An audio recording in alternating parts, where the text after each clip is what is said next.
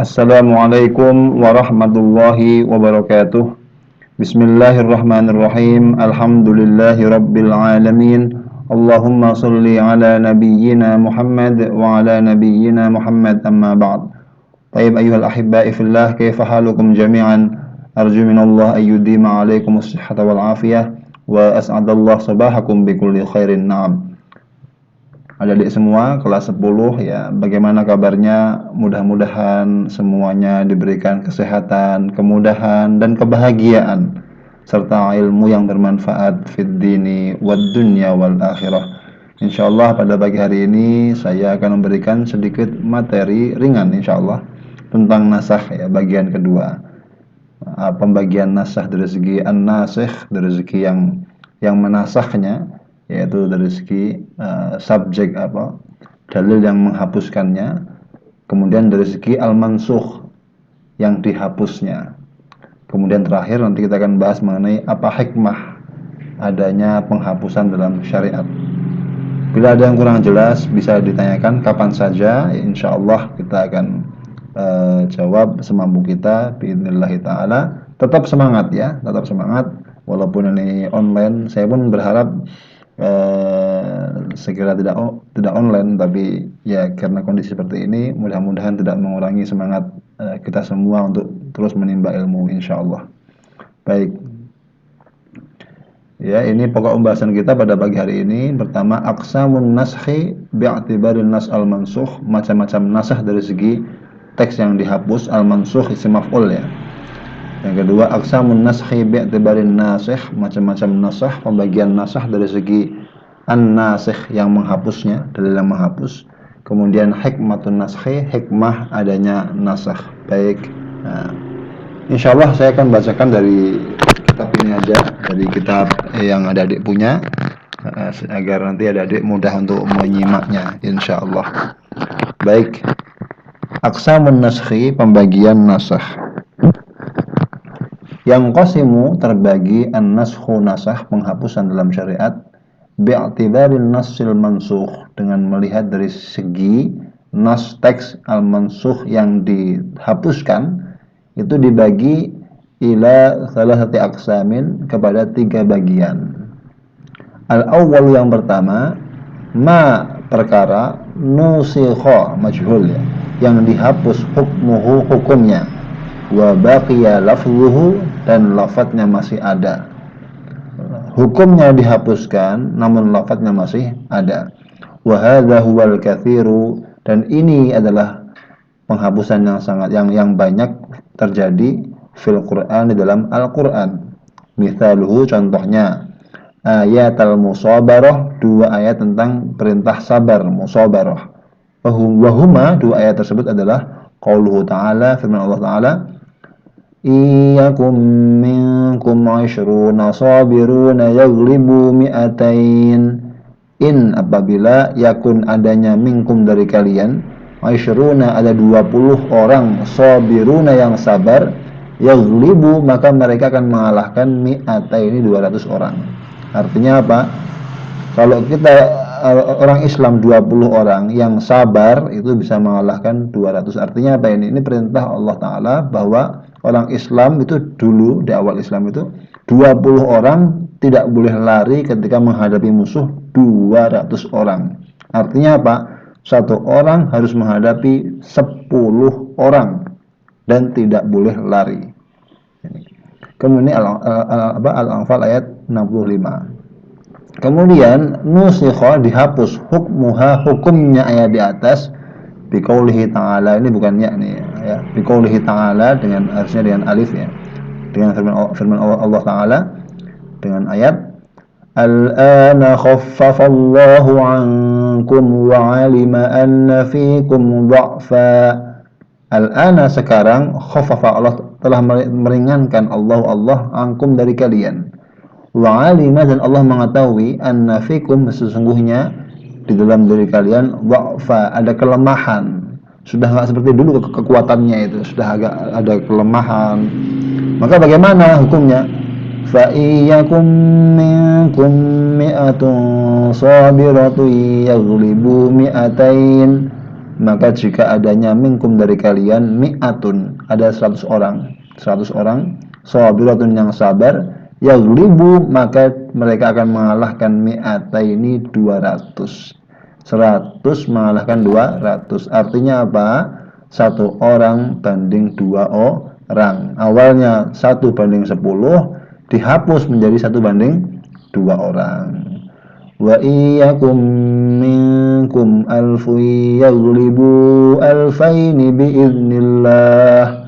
Dan bila adanya kalian itu 1000 orang, maka yaghlibu akan mengalahkan alfaini 2000 orang. 1 banding 2 dengan izin Allah. Wallahu ma'as sabirin, dan Allah bersama orang-orang yang sabar. Artinya ini penghapusan yang awalnya berat ya, satu harus tetap tegar, nggak boleh lari menghadapi 10 orang, kemudian sekarang diringankan jadi 1 banding 2. Artinya kalau musuh lebih dari 2 orang, itu orang Islam boleh menyelamatkan diri, boleh lari. Wa hikmatun naskhil hukmi, hikmahnya menghapus hukum dunal lafzi, tanpa lafadznya, artinya lafadznya masih ada, hukumnya dihapus. Apa hikmahnya?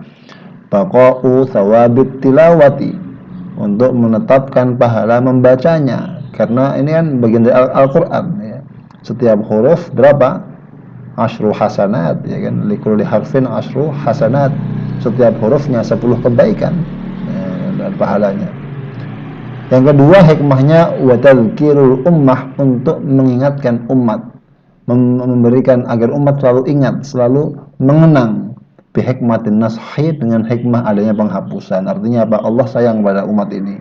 Yang awalnya itu dikasih hukum yang berat, saya harus tetap tegar 1 banding, kalau ada musuh 10 orang, kemudian diringankan 1 banding 2 orang. Allah berikan keringanan ini supaya Allah mengingat tentang kemurahannya Allah, ya, kemurahannya Tuhan kita yang maha kuasa. Baik. Atsani, yang kedua, manusikha lafzuhu wa baqiya hukmuhu. Ma lafad nusikha, yang dihapus, lafzuhu lafadznya. Ini perkara yang dihapus lafadznya, namun wa baqiya hukmuhu, hukumnya masih kekal, masih ada, masih terus berlaku. Contohnya apa? Kayak ayat rajmi, seperti ayat rajam. Ayat rajam itu artinya ayat tentang hukuman rajam bagi orang yang zina muhsan, ya. Dia ditenggelamkan di dalam tanah, kemudian sebatas lehernya dilempari batu sampai meninggal dunia. Faqad thabata fi sahihain, dan sungguh telah datang dalam hadis riwayat Sahih Bukhari Muslim min hadis Ibnu Abbas radhiyallahu anhuma, dari hadisnya Abdullah bin Abbas radhiyallahu anhuma, anna Umar bin Al-Khattab, sesungguhnya Khalifah Umar ibn Al-Khattab radhiyallahu anhu, qala, beliau berkata, kana fima anzalallahu ayat ar-rajmi, dulu termasuk ayat yang Allah turunkan adalah ayat ar-rajmi. Kana fima anzalallahu ayat ar-rajmi, khobarnya kana. Dari dulu termasuk yang Allah turunkan dalam Al-Quran adalah ayat rajm. Naam. Faqara'naha, maka kami para sahabat membaca ayat tersebut. Wa aqalnaha, dan kami juga menghafalkan ayat itu. Wa wa'ainaha, dan kami juga memahami ayat itu. Faqara'naha wa aqalnaha wa wa'ainaha, kami membacanya, kami menghafalnya, dan kami juga memahaminya. Di samping itu warajama, dan telah merajam baginda Rasulullah sallallahu alaihi wasallam, warajamna ba'dahu, baginda Nabi telah menjatuhkan hukuman rajam kepada pezina muhsan, pezina yang pernah menikah. Dan kami juga para khalifah Rasyidin setelah Nabi juga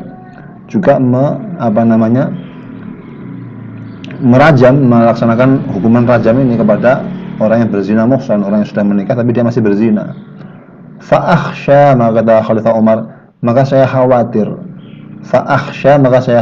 saya takut, antala bin nasi zamanun, antala untuk menjadi panjang, bin nasi dengan manusia, zaman, artinya apa? Saya khawatir zaman akan terlalu panjang, artinya zaman akan berlalu dengan panjang kepada manusia, ya kan? Ayyakula qail, nanti saya khawatir ketika zaman sudah lama berlalu, ya, dari zamannya, artinya zaman yang dengan manusia ini lama berlalu, kemudian ada yang mengatakan begini, wallahi ma najidu ar-rajma fi kitabillah. Ada yang mengatakan, demi Allah saya nggak menemukan ada ayat rajam dalam kitabullah. Ini saya khawatir begitu, karena ini ada ayat itu tapi sudah dihapus lafadznya, walaupun hukumnya masih tetap ada sampai sekarang, gitu kata beliau Khalifah Umar bin Khattab radhiyallahu anhu. Fayadullu, maka dia akan sesat, ya kan? Kenapa sesat? Bitarki yatrukuni, bitarki fardhah, karena meninggalkan kefarduan, kewajiban anzalallahu, yang telah Allah turunkan dalam Al-Qur'an. Wa inna rajma fi kitabillahi haqqun alayya, ya kan? Haqqun alayya man zana, haqqun alayya man zana, afwan, hakun ini bukan alayya, ini salah nih, harusnya nggak ada titiknya. Hakun ala man zana, ini juga nggak ada titiknya. Idza ahsana minar rijali wan nisa. Sesungguhnya rajam itu dalam kitab Allah adalah hak, ya. Rajam dalam Al-Qur'an adalah hak. Ya kan? Untuk siapa hukuman itu? Untuk orang yang berzina ketika dia sudah muhsan, sudah pernah menikah. Baik minar rijal, dari kalangan laki-laki, wan nisa, dan para wanita. Wa qamat al-bayyinatu, dan telah tegak adanya saksi, 4 saksi, ya, untuk melihat adanya perzinaan itu. Au kanal hablu awil i'tiraf, atau perempuannya hamil atau dia mengakui bahwa telah berzina dengan orang lain. Perempuan hamil padahal suaminya itu misalnya sudah meninggal atau pergi jauh, ya kan? Pergi jauh, nggak pernah ketemu, kok tiba-tiba hamil, ya, ini kan berarti kan dia naudzubillah berzina. Nah, apa hikmahnya? Wa hikmatu naskhil lafzi, hikmah menghapus lafadznya, dunal hukmi, bukan kitabnya masih ada, lafadznya dihapus. Apa hikmahnya? Ikhtibarul ummati fil amali bima la yajiduna lafduhu fil Qur'an, untuk menguji umat dalam mengamalkan perkara yang mereka tidak menemukan lafadznya di dalam Al-Qur'an. Apakah umat mau mengamalkan perintah Allah yang mereka tidak menemukan lafadznya dalam Al-Qur'an, ya kan? Apakah masih mau mereka mengamalkannya? Ini ujian. Kalau mereka masih mau mengamalkan, ini untuk para umara, pemimpinnya, karena rajam itu nggak boleh setiap orang. Nanti kita datang itu orang zina kita rajam, nggak boleh. Ini yang boleh merajam ini ada umara, ya, para pemimpin. Nanti ada hukum sendiri rajam itu dalam kitab fikih panjang lebar, apa syaratnya, apa ketentuannya. Baik, ini kita hanya membahas mengenai contoh nasakh, ya. Kemudian wa tahqiqu imanihim, untuk mewujudkan, memantapkan iman mereka, bima, terhadap perkara anzalallahu ta'ala, ini bukan ya tapi alif, untuk memantapkan iman mereka kaum mukallaf, yaitu yang sudah muslim balik berakal, dengan hal-hal yang Allah turunkan kepada mereka. Aksa halal Yahudi, berbalik dengan aksa halal Yahudi, dengan keadaan kaum Yahudi, alladzina, yang mana mereka itu hawalu, berusaha, berupaya untuk apa? Katma nasir rajmi, untuk menghapus, menutup, menyembunyikan teks kewajiban rajam fit Taurat, dalam kitab Taurat. Orang-orang Yahudi mereka menyembunyikan, karena mereka nggak mau dihukum, disembunyikan. Ini ujian untuk umat ini, jangan sampai seperti kaum Yahudi yang mereka enggan mengamalkan apa yang mereka nggak sukai. Jadi dipilih-pilih perintah Allah itu, yang disukai diamalkan, yang nggak disukai nggak diamalkan. Na'udzubillah min dzalik. Baik, yang ketiga, manusikha hukmuhu wa lafdhuhu, lafadznya dihapuskan, lafadznya juga lafadz dan hukumnya dihapus bersama-sama, ya. Ma, perkara, nusikha, yang dihapus, hukmuhu, hukumnya, wa lafdhuhu, dan lafadznya. Seperti apa? Menasah ashrul radhaati as-sabiq, seperti hadis 10 persusuan yang sudah lewat. Ini saya tuliskan di belakang nanti. Jadi dulu penyusuan yang dianggap bisa menjadikan mahram tuh 10 kali susuan. Kemudian dihapus itu teksnya menjadi 5 kali susuan. Artinya kalau seorang wanita dia menyusui seorang anak yang masih belum 2 tahun ya, disusui sampai 5 kali susuan, maka anak itu menjadi mahram, menjadi anaknya. Nah, mahram dari segi persusuan, karena dia menjadi ibu yang menyusui, anaknya menjadi anaknya yang disusui. Mahram artinya nggak boleh menikah antara ibu dan anak yang disusui.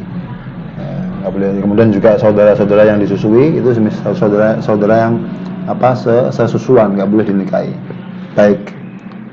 Kemudian nasakh itu dari segi an-nasikh subjek ya, yang teks yang menasakh, yang menghapuskan dibagi 4.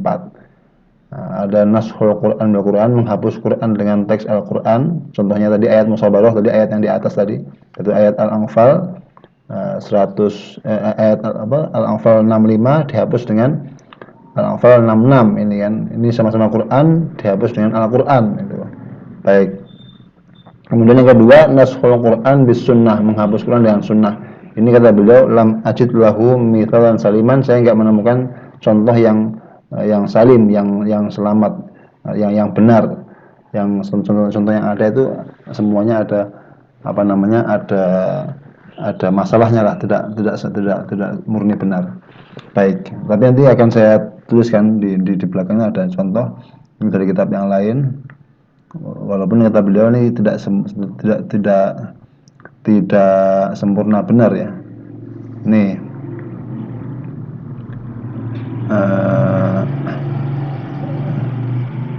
yaitu yang manusikha nashus sunnah Al-Quran bis sunnah ya, ini yang kedua nih. Ini menghapus Al-Quran dengan sunnah. Contohnya apa? Ini dalam ayat qul la ajidu fi ma uhiya ilayya muharraman ala ta'imi yat'amuhu illa ayyakuna maitah aw daman masfuha aw lahma khinzir. Baik, aku tidak mendapatkan dalam wahyu Allah, katakanlah wahai Muhammad bahwasanya aku tidak mendapatkan dalam wahyu yang diturunkan padaku kecuali yang diharamkan, kecuali hanya apa ini, yaitu maitah, bangkai, atau darah yang mengalir, atau daging babi, ya kan? Fa innahu rijsun, sesungguhnya itu adalah kotor, au fisq, atau kefasikan, ya kan? Baik, berarti di sini hanya tiga yang diharamkan ini, ya kan? Qul la ajidu fi ma uhiya ilayya muharraman ala dha'imin yat'amuhu illa ayyakuna maitah maitatan aw daman masfuha aw lahma khinzir. 3, maitah, daman masfuha aw lahma khinzir. 3. Bagaimana yang lain? Seperti ada hadis menerangkan keharaman keledai yang jinak, ini hadisnya Anas ya.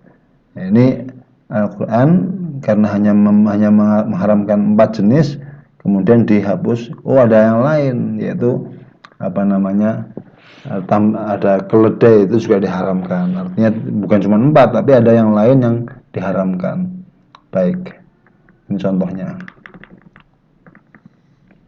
Baik, kembali ke teks tadi. Kemudian yang ketiga, naskhus sunnah bil Quran, menghapuskan sunnah dengan Al-Quran. Contohnya apa? Menghapuskan menghadap kiblat ketika sholat. Ini kan Nabi dulu ketika di awal Islam menghadap ke arah Baitul Maqdis ketika sholat, kan begitu. Ini sabit dengan perbuatan Nabi. Dihapuskan dengan apa? Dengan ayat Quran, yaitu fawalli wajhaka syatral masjidil haram wa haitsu ma kuntum fawallu wujuhakum syatrah. Maka palingkanlah wajahmu wahai Muhammad ke arah Masjidil Haram, dan di mana saja kamu berada palingkanlah wajahmu ke arah itu Masjidil Haram. Baik, ini perintah untuk memalingkan wajah ke arah Masjidil Haram setelah sebelumnya Nabi sunnah menetapkan ke mana? Baitul Maqdis. Jadi naskhus sunnah bil Quran, menghapus sunnah dengan Al-Quran. Ini jelas ya. Kalau yang tadi naskhul Quran bis sunnah, ini kebalikannya. Kalau yang Quran tadi kan dalam ayat tadi, dalam Quran qul la ajidu fima uhiya ilayya muharraman, saya enggak menemukan yang diharamkan kecuali hanya 4 saja. Dinasah dengan sunnah. Ada hal yang diharamkan yang lain, seperti apa?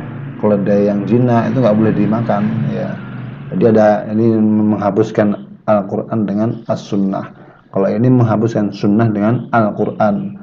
Menghadap kiblat yang itu dalam Sunnah, yaitu Nabi menetapkan dengan dengan perbuatannya untuk menghadap ke arah Baitul Maqdis, dihapus dengan ayat Quran, disuruh untuk menghadap ke arah Masjidil Haram. Masjidil Haram. Baik. Yang keempat, nashus sunnah bisunnah. Contohnya apa? Kuntu nahaitukum anin nabidhi. Saya dulu melarang kalian untuk minum nabidh. Nabidh itu apa? Perasan jus selain dari anggur namanya nabidh. Perasan dari gandum, perasan dari tape, dari jus mangga, itu namanya nabidh, ya. Saya dulu melarang kalian untuk meminum nabidh dalam fil auyah, dalam wadah-wadah. Karena jus itu kalau udah di lama dia nanti akan jadi arak gitu kan. Maka Nabi dulu melarang. Kemudian fashrabu, sekarang minumlah fi masyitum sekehendak kalian. Kalau kalian mau minumlah sekarang. Tapi wala tashrabu muskiron. Janganlah kalian meminumnya dalam keadaan memabukkan. Artinya kalau sudah berubah bisa memabukkan, kayak tape itu lama memabukkan, tuak namanya. Air tape itu. Ya, Nabi juga sama. Nabi itu kalau malam pagi itu sama sahabat Bilal dibuatkan rendeman kurma. Rendeman kurma itu direndam di air, kemudian diminum Nabi sore hari. Kalau sudah 3 hari sama Nabi suruh buang karena sudah berubah. Itu bisa memabukkan. Nah, jadi dulu semua dilarang, tapi sama Nabi kemudian dibolehkan. Yang penting jangan kalau sudah berubah untuk memabukkan maka tidak boleh diminum. Perasan jus anggur, jus apa, yang penting jangan sebelum berubah menjadi memabukkan begitu. Kalau masih sehari masih boleh lah, masih wajar. Baik. Kemudian hikmahnya nasikh ini ya, hikmahnya an-naskh, lin naskhi hikamun muta'addidah. Nasikh ada hikmah-hikmah yang bermacam-macam, di antaranya mura'atu masalihil ibad, untuk menjaga maslahat para hamba-hamba Allah, yaitu apa? Bidasyra'i ma, dengan mensyariatkan perkara huwa yang mana hal tersebut anfa, lebih bermanfaat lahum, untuk hamba-hamba Allah, fi dinihim, dalam agama mereka, wa dunyahum, dan dunia mereka. Yang kedua, at-tatwir, untuk mengembangkan. Tatwir itu artinya mengembangkan fitasri dalam pensyariatan. Artinya kayak khamr itu kan nggak bisa langsung haram semua. Dulu orang Arab kan semuanya suka khamr, makanya pelan-pelan dikembangkan dikit-dikit. Awalnya nggak boleh minum ketika masih sholat, kemudian sampai dikembangkan sampai haram secara keseluruhan. Itu namanya pengembangan, ya. Hatta yablugul kamal, sehingga mencapai kesempurnaan. Karena khamr itu bisa merusak akal. Dan agama ini untuk apa? Untuk menjaga akal supaya tetap sehat, kan begitu. Baik, sebentar ini.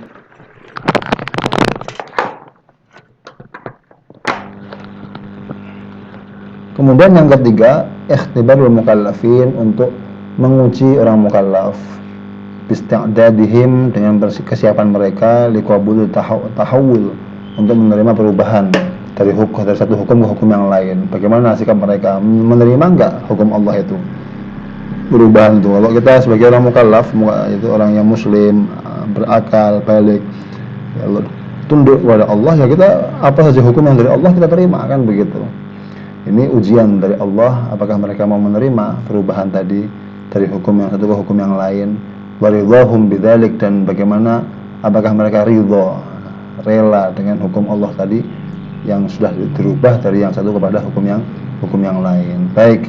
Yang keempat, ikhtibarul mukallafin, untuk menguji orang-orang mukallaf, biqiyamihim, dengan untuk bagaimana mereka menegakkan biwadhifati syukri, dengan tugas untuk bersyukur kepada nikmat Allah, untuk mensyukurinya. Idza kana naskhu ila akhaf, kalau nasahnya itu kepada yang lebih ringan, mereka punya tugas untuk bersyukur. Alhamdulillah, dulunya harus sabar kalau menghadapi 10 orang musyrikin, sekarang hanya 2 orang, kan begitu. Ini hukum dari yang berat kepada yang ringan, kan begitu.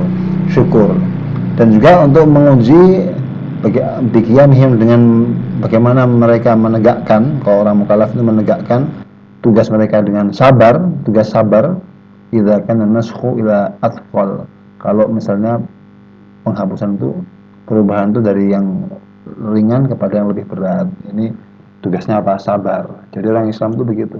Kalau dirubah hukumnya dari yang berat ke yang ringan, syukur. Kalau dirubah dari yang ringan menjadi yang lebih berat, ya sabar. Ini diuji. Bisa nggak mereka menerima itu? Bisa nggak mereka syukur? Bisa nggak mereka sabar, kan begitu? Ini apa namanya? Seperti tadi, dari khomer awalnya boleh kan? Boleh khomer. Ayatnya kan awalnya la taqrabus sholata wa antum sukara. Hai orang beriman, jangan sholat kalau masih mabuk. Ini boleh, artinya boleh, yang penting jangan pas sholat. Minum khamar boleh. Kemudian dihapus kemudian yang lebih berat bagi mereka, nggak boleh sama sekali. Ini kan bagaimana? Apakah bisa sabar mereka? Nah, ini ujian untuk kaum mukallaf. Baik, mungkin itu dari saya. Mohon maaf bila ada kekurangannya tadi. Ada yang kurang jelas, silakan ditanyakan. Saya malah senang bila ada yang bertanya. Nah, ini keterangan ini bisa dibaca sendiri. Terima kasih. Mohon maaf sebelumnya. Syukran ala husni ihtimamikum wa musyarakatikum. Wassalamualaikum warahmatullahi wabarakatuh.